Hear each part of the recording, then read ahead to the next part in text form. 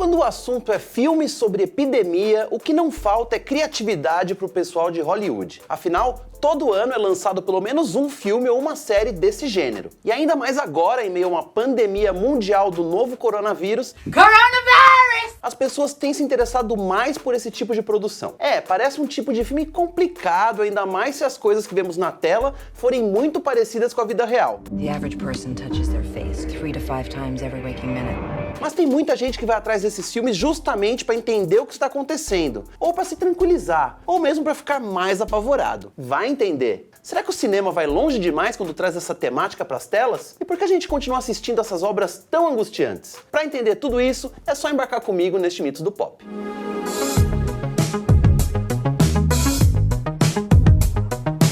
Bom, como essa aqui é uma lista diferente do Mitos do Pop, eu vou apresentar os filmes em ordem aleatória, sem juízo de qual é o melhor. Mas já que existem muitos filmes sobre esse assunto, para eles terem entrado nessa lista é porque são no mínimo muito bons, certo? E a maioria desses já está disponível nas plataformas de streaming ou podem ser alugados bem baratinho. Então, vamos lá?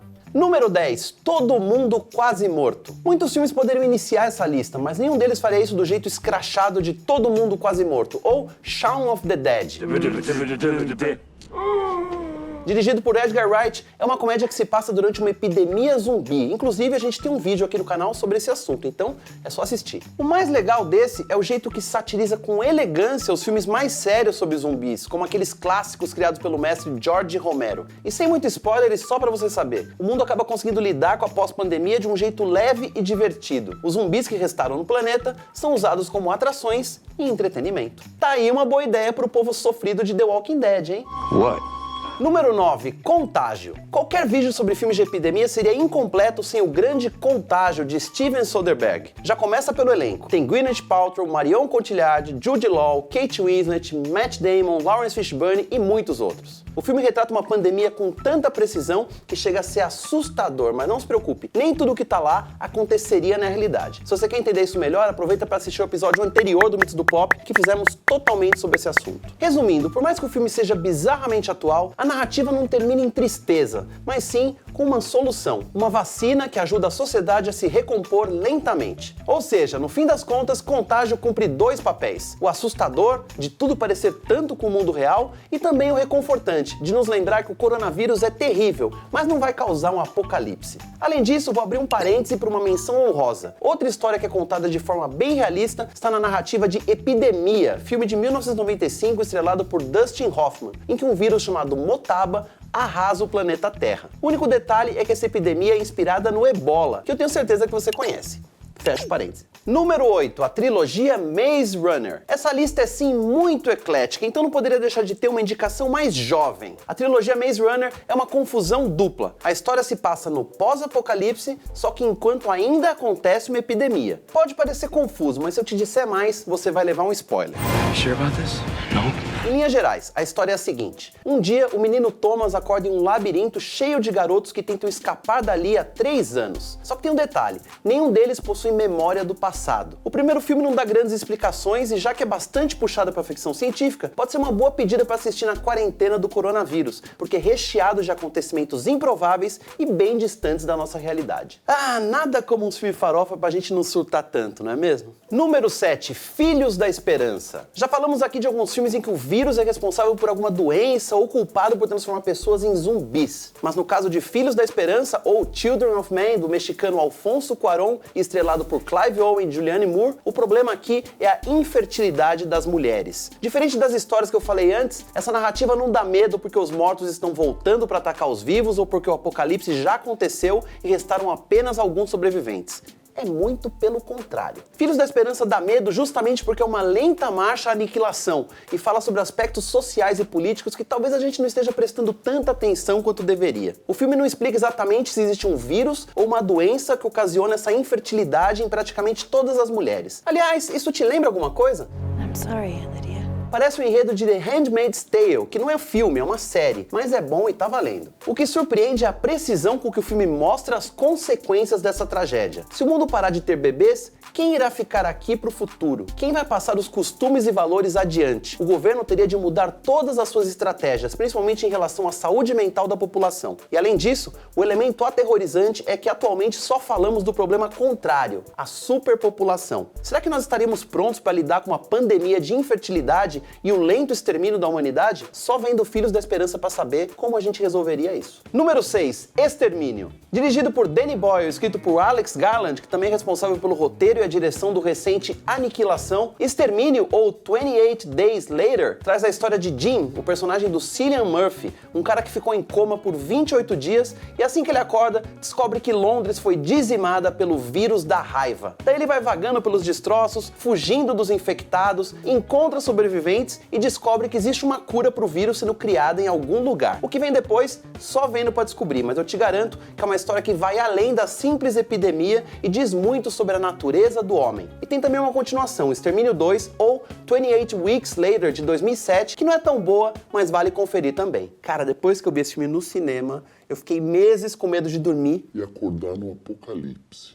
Número 5, Invasão Zumbi. É claro que o cinema sul-coreano não poderia ficar de fora dessa lista. Inclusive, a gente já tem um vídeo aqui no canal analisando Parasita e o fenômeno do cinema da Coreia do Sul. Se você ainda não viu, confira. 제시카 외동딸 일리노이 시카고 과선배는 김치모 그는 이사촌. Invasão Zumbi ou Train to Busan não é apenas um bom filme de zumbis, mas é também um dos melhores filmes recentes sobre epidemias. E eu te garanto que você vai ficar sentado na beira do sofá de tanto nervoso. Quando um apocalipse zumbi começa a acontecer na Coreia, um pai e sua filha conseguem fugir da capital, Seul, embarcando em um trem para uma cidade litorânea ao sul do país, chamada Busan. Como não poderia deixar de ser, mais uma vez os sul-coreanos entregam uma ótima narrativa com várias camadas de interpretação. Vale a pena conferir, tem na Netflix. E a continuação já está prometida para esse ano. Número 4, Hack. Olha, se tem um país que sabe fazer filme de terror, esse país é a Espanha. Por isso, o horripilante Hack não poderia ficar de fora dessa lista. A história é a seguinte: uma jornalista e seu cameraman vão fazer uma reportagem sobre a rotina de um corpo de bombeiros em um típico resgate noturno. Daí eles acabam presos em um prédio que se torna uma incubadora de uma infecção letal. Boa parte do filme é filmada em visão noturna, deixando tudo ainda mais tenso. Esse é para quem é bem forte, então se você anda meio ansioso com o que tá rolando no mundo, talvez seja melhor deixar essa experiência para depois. E se for encarar, uma dica de amigo: assista de dia, com as janelas abertas. Não diga que eu não avisei. Confessar que eu não consegui terminar de ver esse. Edição, não põe essa parte no vídeo, é vergonhoso.